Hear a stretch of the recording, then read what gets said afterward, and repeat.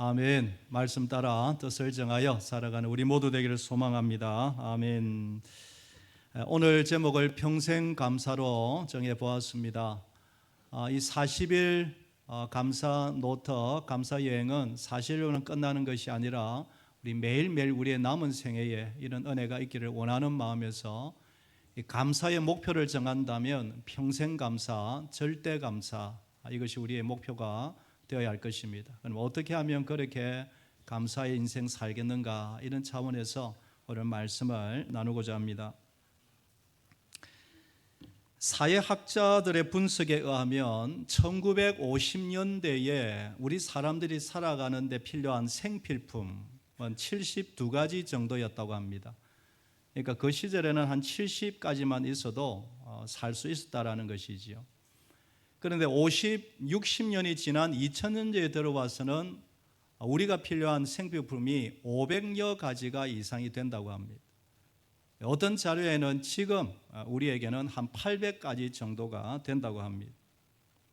그만큼 이 세상이 발달하고 우리가 살기 더 좋아졌다는 이야기이지요.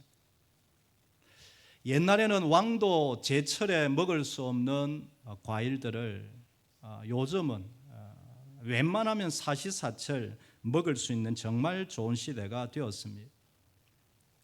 그러면 그만큼 우리의 삶에 감사와 또 행복함이 우리에게 있는가라는 것입니다.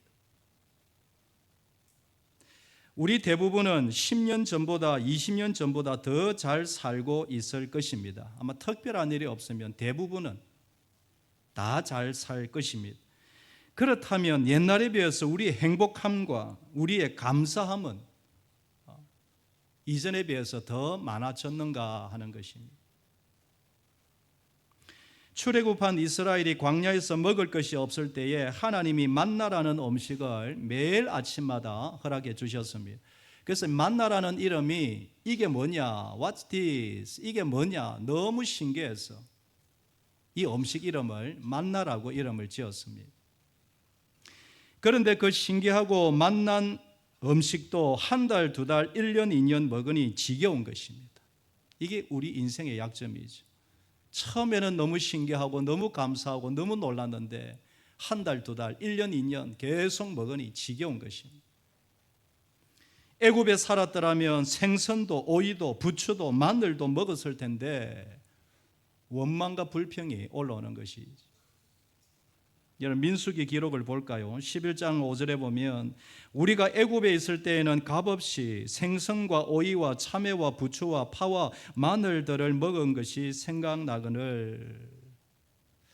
지금 출애굽하여 앞으로 자손만대로 자유인이 되었다는 이 기쁨, 이 행복은 까무득하게 잊어버리고 단지 땅만, 광야만 보이는 것이지. 노예 시절에 먹었던 음식들, 그것들이 생각나서 불평하고 원망하는 것입니다. 이 이스라엘의 모습이 마치 저의 모습이요, 우리의 모습은 아닌가라는 것입니다. 여러분, 저에게, 여러분에게 한 번 더 하나님이 질문하십니다. 정말 감사함이 너에게 있느냐? 생필품 70가지만, 70개 정도만 있어도 마음이 부근한 적이 있었고 감사가 넘친 시절이 있었는데 500가지가 넘고 800가지가 넘게 가지고 있어도 그럼 이런 몇 배입니까? 10배 아닙니까? 그만큼 우리에게 푸근함과 행복함과 감사함이 있는가라는 것이. 감사를 몇 시간 제가 전하면서 제 나름대로 내리는 결론, 감사는 훈련이 필요하다. 감사는 뭐가 필요하다고요? 훈련이 필요하다. 우리에게 정말 감사할 거리가 없어서가 아니라 우리가 너무너무 자주 잊어버리고 빨리 잊어버리고 잘 잊어버리기 때문이다. 여러분, 그래서 40일간 감사 노트를 평소에도 아마 기록하고 계시는 분이 있는 걸로 제가 압니다만, 감사 노트를 꼭 한 권씩 가져가셔서 매일 5가지의 감사를 하나님 앞에 한번 기록해 보세요. 여러분, 5가지가 아닐 것입니다. 10가지, 20가지가 넘을 것입니다. 그리고 3명의 감사한 분들을 한번 이름을 적어보자. 옆에 있는 가족에게, 또 이웃들이 우리 성도님들 생각하면서 그분에게 문자도 보내고 또 카톡도 보내고, 또 생각나면 일주일에 한 번이라도 감사 엽서를 보내며 어쨌든 이 감사를 서로 주고받아 보자. 감사책도 읽으시고, 여러분이 글씨 여러분의 수준대로 독후감도 한번 써보시고, 수필도 써보시고, 또 시를 좋아하는 분들은 시도 써보시고, 칠행시가 이미 알려졌으니 칠행시도 한번 써보시고, 어쨌든 여러분 소망하기는 이 가을에 우리의 마음과 우리의 또 가족들 사이에, 우리 교회에 감사가 풍성한 이 계절이 되기를 먼저 주의 이름으로 축복합니다. 황성주 박사의 절대 감사를 읽어보면 헬렌 켈러의 이야기가 나옵니다. 여러분, 이 헬렌 켈러는 한때에 미국 타임지가 선정한 세계에 가장 영향력이 있는 인물 100인, 그 안에 선전된 참 멋진 삶을 산 사람이죠. 우리가 알다시피 이 헬렌 켈러는 삼중장애인입니다. 보지도 못하고 말하지도 못하고 듣지도 못하는 그런 장애인입니다. 그런데도 그녀는 하나님 앞에서 얼마나 감사 인생을 살았는지 모릅니다. 특별히 그의 수필인 사흘만 볼 수 있다면, 이 글을 읽어보면 참 고개가 숙연해지고 가슴에 찌릿함을 느낍니다. 제가 그 부분을 발췌해서 한번 읽어보겠습니다. 사흘만 볼 수 있다면, 첫날에는 나를 가르쳐준 선생님을 찾아가 그분의 얼굴을 보겠습니다. 그리고 산으로 가서 아름다운 꽃과 풀과 빛나는 노을을 보고 싶습니다. 둘째 날에는 새벽에 일찍 일어나 먼동이 트는 모습을 보고 싶습니다. 저녁에는 영롱하게 빛나는 하늘의 별들을 보겠습니다.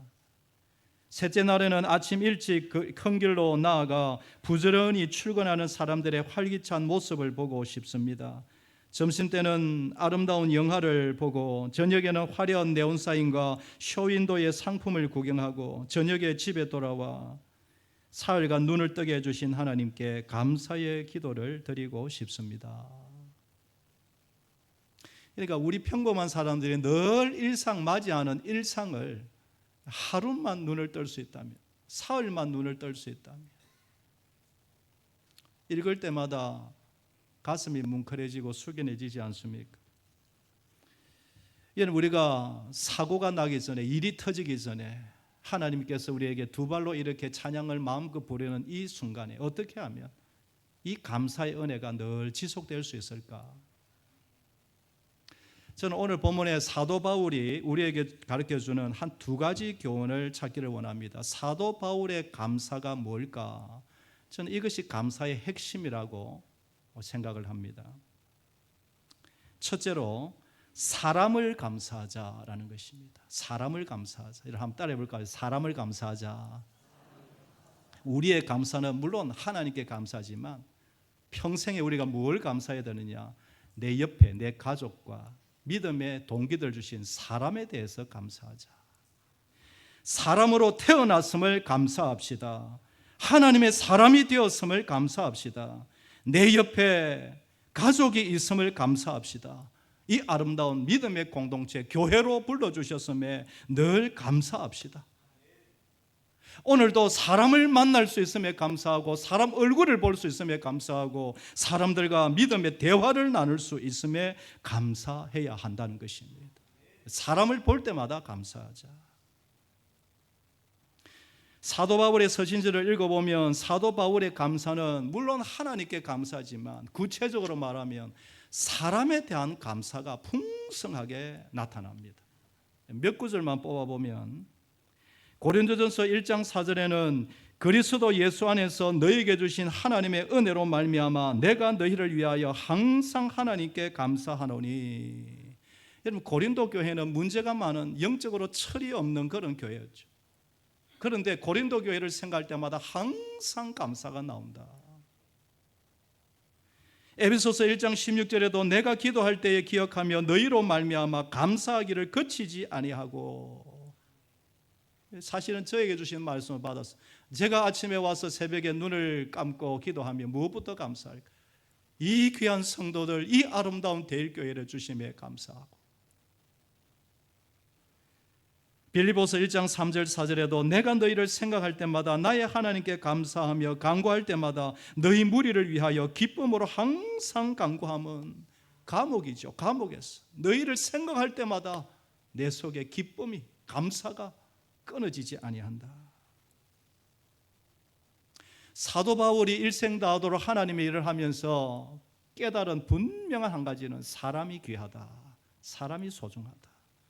특별히 나에게 맡겨주신 믿음의 사람들, 믿음의 동기들, 성령을 함께 주고받고 함께 십자가의 군병으로 일하는 옆에 있는 믿음의 동기들이 얼마나 귀하고 중요하냐. 여러분, 그 감사, 그 기쁨은 감옥에 가도 꺼지지 아니하고 핍박을 받아도 사라지지 아니한 감사였다라는 거죠. 그러니까 사람의 영혼에 대한 감사가 그만큼 능력이 있다라는 것입니다. 사랑하는 여러분, 우리 성도들이 순간순간 매일마다 감사해야 될 내용은 바로 옆에 있는 사람이 되어야 할 줄 믿습니다. 하나님이 나에게 붙여준 사람들, 특별히 가족부터 내 옆에 있는 아내, 내 옆에 있는 남편, 나의 자녀들, 그리고 나에게 주신 믿음의 동기들. 물론 여러분, 우리는 사람 때문에 상처를 받기도 합니다. 힘이 들 때도 있습니다.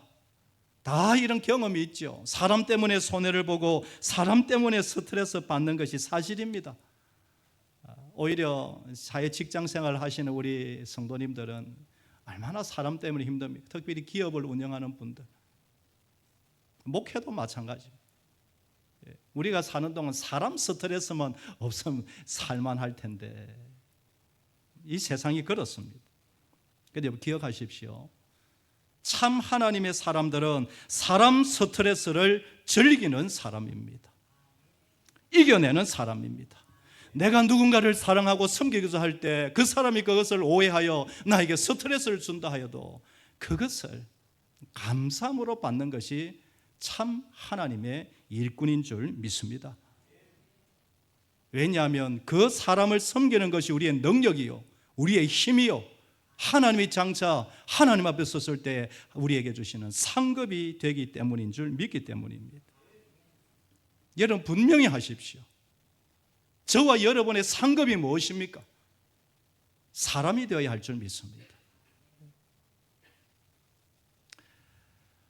강아지 키우는 거 제가 뭘 하지 않습니다. 저도 기회가 되면 강아지를 꼭 한 마리 키우고 싶은데, 근데 산책을 갈 때마다 깜짝깜짝 놀랍니다. 이렇게 소중하게 안고 가시는데, 아이고 아이가 예쁜가 보면 강아지 한 놈이 거기 딱 있어요. 여러분, 제가 뭐 강아지 키우는 거 뭐라는 게 아니고 얼마든지 우리의 취미생활 할 수 있습니다만 우리의 관심은 사람이 되어야 합니다. 나는 사람도 싫고 다 싫어서 저 산에 정말 혼자 살고 싶다, 뭐 그럴 수도 있죠. 그런 마음도 생기죠. 그러나 정말 복음을 안다면, 성경을 안다면 내려와서 부대끼며 스트레스 받더라도 사람을 섬기며 사는 것이 하나님의 사람 되는 줄 믿으시기를 바랍니다. 빌립보서 4장 1절에 그러므로 나의 사랑하고 사모하는 형제들, 나의 기쁨이요 면류관인 사랑하는 자들아, 이와 같이 주 안에 서라. 나의 기쁨, 나의 면류관, 나의 사랑, 나의 면류관. 사도 바울의 면류관은 내가 하나님 앞에서 딴 것이 아니고 내가 사람을 섬긴 그 사람이 나의 면류관이다. 여러분, 그렇죠. 정말 하나님의 성령의 사람들은 사람을 위해서 기도합니다. 하나님, 저분이 주 안에서 정말 믿음도 잘하고 행복하게 살게 하여 주옵소서. 또한 나에게 정말 좋은 믿음의 사람들을 우리 자녀들 앞길에 만나게 하여 주시옵소서. 여러분, 특별히 나에게 주신 나의 가족, 나의 아내, 나의 남편, 나의 자녀들, 우리의 부모님, 가족에 대해서 날마다 감사가 나와야 할 줄 믿습니다. 가족을 감사하라. 여러분, 한번 따르겠습니다. 가족을 감사하자. 상처가 있을 수 있고 눈물이 있을 수 있지만 가족을 감사하자. 절대감사를 읽어보면 강영우 박사에 대한 이야기가 나옵니다. 이 강영우 박사님은 앞이 보이지 않는 시각장애인입니다. 그럼에도 미국에 가서 2000년도쯤에 미국의 정책, 대통령 옆에서 정책 차관보 역할을 11년 정도를 이분이 합니다. 그가 죽기 직전에 유언과 같은 편지를 하나 남기는데, 마지막 죽기 직전에 편지를 남기는데 그것은 사람에 대한 감사입니다. 사람에 대한, 지위도 아니고 명예도 아니고 물질도 아니고 나에게 사람을 주셔서, 좋은 사람을 주셔서 감사합니다. 자, 몇 구절 한번 발췌해 보겠습니다. 누구보다 행복하고 축복받은 삶을 살아온 제가 이렇게 주변을 정리하고 사랑하는 사람들에게 작별 인사를 할 시간을 허락받아 감사합니다. 한 분 한 분 찾아뵙고 인사드려야 하겠지만 그렇게 하지 못하는 점을 너그러운 마음으로 이해해 주시기 바랍니다. 여러분들로 인해 저의 삶이 더욱 사랑으로 충만했고 은혜로웠습니다. 감사합니다. 그러면서 그는 마지막으로 그의 아내에 대한 감사를 잊지 않습니다. 50년 전에 만난 예쁜 여대생 누나, 당신은 하나님이 내게 보내신 날개 없는 천사였습니다. 이 순간 나의 가슴을 가득 채우는 것은 당신을 향한 감사함과 미안함입니다. 아직도 눈부시게 빛나고 있는 당신을 가슴 한가득 품고 떠납니다. 더 오래 함께 해주지 못해 미안합니다. 나의 어둠을 밝혀주는 촛불 사랑합니다. 사랑합니다. 사랑합니다. 그리고 고마웠습니다. 눈이 안 보여서 한 번도 보지 못했던 아내 부인이지만 무엇이라고 고백합니까? 여전히 눈부시게 빛나는 당신. 여러분 70, 80 할머니 할아버지가 됐는데 얼마나 눈부시면 눈부시겠어요. 그러나 마음으로 감사함으로 보니 여전히 눈부시게 빛나는 당신. 40일간 감사 노트를 기록하면서 저의 목표가 있습니다. 처음으로는 하나님께 감사지만 기본적으로 가족들에게 감사가 회복되죠. 늘 평소에 감사하겠지. 그것을 기록으로 남겨보고 말로도 표현해보죠. 그래서 제가 감사 노트를 받으면 제가 꼭 검사할 것은 이 표현이 들어가야 제가 선물을 드리겠습니다. 남편을 향하여, 아내를 향하여 반드시 이 고백이 들어가야 합니다. 아직도 눈부시게 빛나는 당신, 아직도 눈부시게 멋진 당신 들어가야 합니다. 나는 짝이 없는데요. 그럼 우리 장모님들에게, 우리 권사님, 집사님들에게 여전히 아직도 눈부시는 우리 아무개 집사님. 여러분, 우리 강 박사님처럼 마지막 순간까지 가족에 대해서, 사람에 대해서 감사가 일어나게 되기를 주의 이름으로 축원합니다. 두 번째로는 사명을 감사하자라는 것입니다. 사명을 감사하자. 한번 따라하겠습니다. 사명을 감사하자. 사도 바울이 오늘 짧은 석절에서 데살로니가 교인들을 생각하며 감사하는 이유가 오늘 본문의 세 가지인데, 그것은 믿음의 역사, 사랑의 수고, 소망의 인내. 믿음, 소망, 사랑. 우리가 너무 잘 아는 이것 때문에 감사가 나오는 것입니다. 여러분, 이 부분에 대해서 칼빈이 이렇게 해석을 했습니다. 믿음의 역사와 사랑의 수고와 예수 그리스도에 대한 소망의 인내야말로 참된 기독교에 대한 간략한 정의이다. 그러니까 복음이 뭐냐, 기독교 성경이 뭐냐라고 정리를 하면 믿음, 소망, 사랑이다. 이게 우리의 목표다. 우리가 뭘 감사할까요? 믿음, 소망, 사랑을 날마다 감사해야 된다. 저는 이 부분을 사명으로 해석하고 싶은 거죠. 믿음의 사명, 사랑의 사명, 소망의 사명. 먼저로 우리에게 믿음의 사명이 있음을 여러분 날마다 하나님 앞에 감사하시기를 바랍니다. 믿음 주셨음에 감사하시기를 바랍니다. 믿음으로 세상을 이기는 사명, 믿음으로 전성을 향하여 달려가는 사명, 믿음으로 악한 사단을 대적하여 이기는 사명, 믿음으로 어떤 환경에서 매일 승리하는 사명, 믿음 주셨음에 감사하죠. 우리 예수님도 늘 하신 말씀이 내 믿음이 너를 구원하였느니라. 믿음의 역사가 놀랍다라는 것이.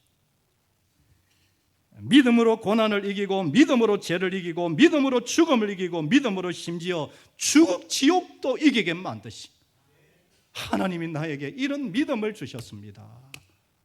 나에게 믿음이 있습니다. 여러분, 이것이 날마다 눈을 뜨면 우리의 감사가 되어야 할 줄 믿습니다. 나에게 믿음이 있다. 여러분 한번 따라해 볼까요? 나에게 믿음이 있다. 여러분 안 하는 분들은 제가 지옥 갈 수 있습니다.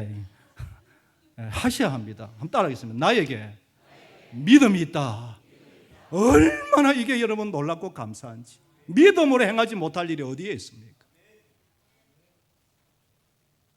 여러분 날마다 믿음으로 믿음에 감사하셔서 믿음의 역사를 경험하는 후반기가 되기를 소망합니다. 두 번째로는 사랑의 사명을 감사하자. 사랑이 있다는 거예요. 여러분 점검하셔야 됩니다. 사랑이 있다는 거예요. 아직도 여전히 가족을 위한 사랑의 헌신, 자녀들을 생각하면 눈물이 나는 사랑의 헌신, 교회만 생각하면 큰일은 못하더라도 늘 기도가 나오는 이 사랑의 수고, 영혼을 살리기 위해 수고하는 이 사랑의 수고, 나에게 아직도 사랑이 있느냐? 사랑이 있느냐? 무엇보다도 살아계신 하나님이 나를 사랑하신다는 분명한 사실, 하나님이 나 같은 것이 무엇이기에 먼지같이 이 우주 속에 살아 없어질 나에게 예수 그리스도 성령을 주셨다니,